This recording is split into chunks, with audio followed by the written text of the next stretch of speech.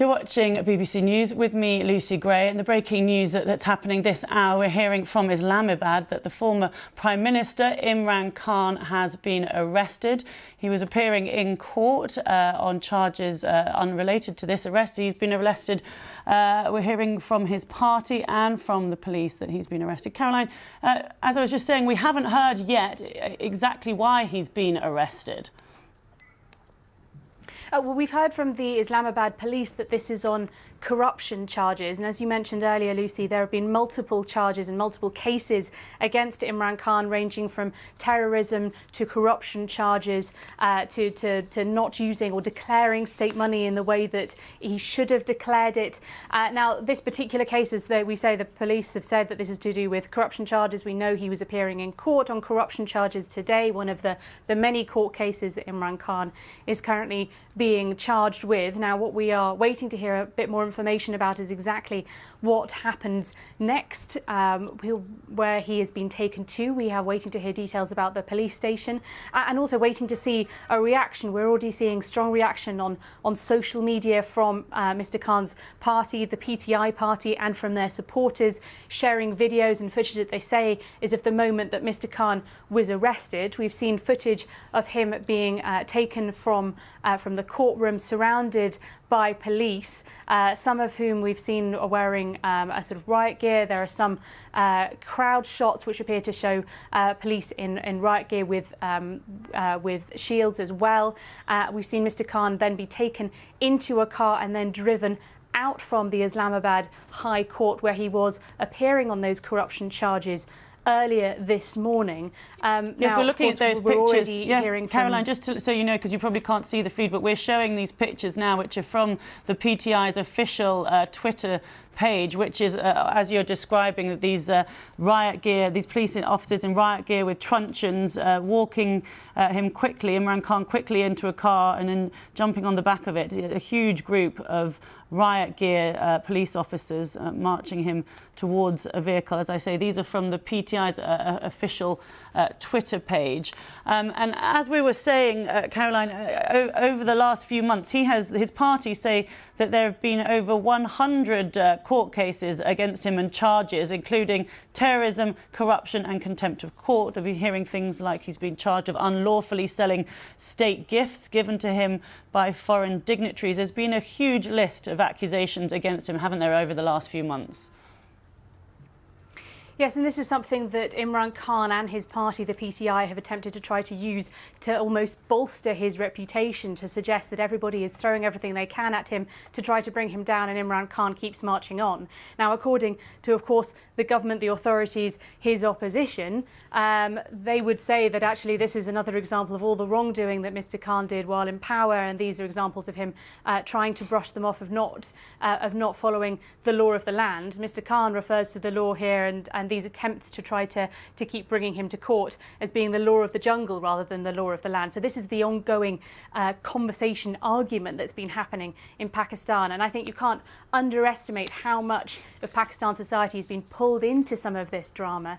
We're constantly seeing on media here the ins and outs of the different court cases, appearances in the Supreme Court, because Imran Khan and his party have also tried to take the government to court as well, because they are trying to have elections in Punjab and KP provinces in May. That has not happened. The PTI have challenged this on the grounds that this is unconstitutional as well. So both sides are pulling in all the different elements of society that they can in order to try to push forward before the big elections that are due to happen later this year. This is a big power struggle in politics that is happening in Pakistan at a really difficult moment for Pakistan. The economy here is incredibly vulnerable. It is on the brink. There has been a massive reduction in terms of the foreign reserves we've seen over the course of the last few months. So that has been a major concern and major worry.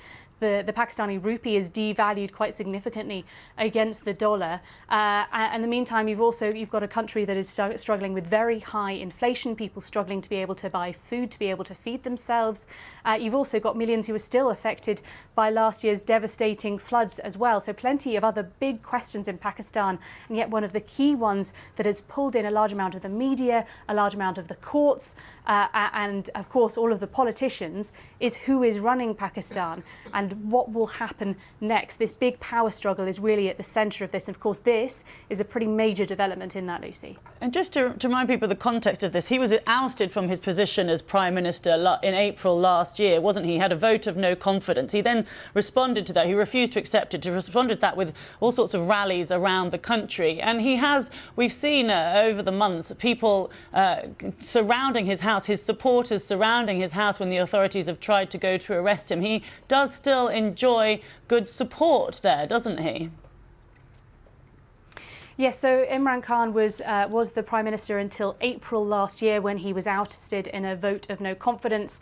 And since then, he has continued to try to campaign. He has refused to accept this decision. He suggested that this is to do with our outside forces, even though this was something that is allowed for within the Pakistan constitution that was democratically pushed through. He suggested that this was to do with other people pulling levers behind the scenes. That's his accusation about what's happened here.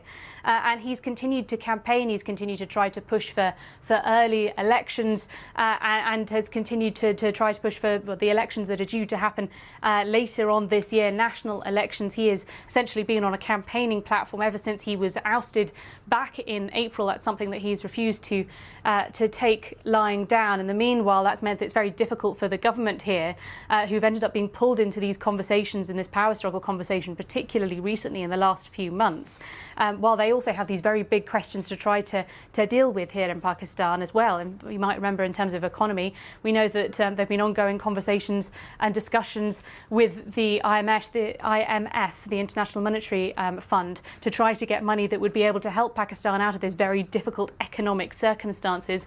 Those didn't come to an agreement as yet. That's still ongoing. So this is some of the very other big questions that Pakistan are dealing with, and yet the politicians are constantly being pulled into talking about Imran Khan and what will happen next with Imran Khan.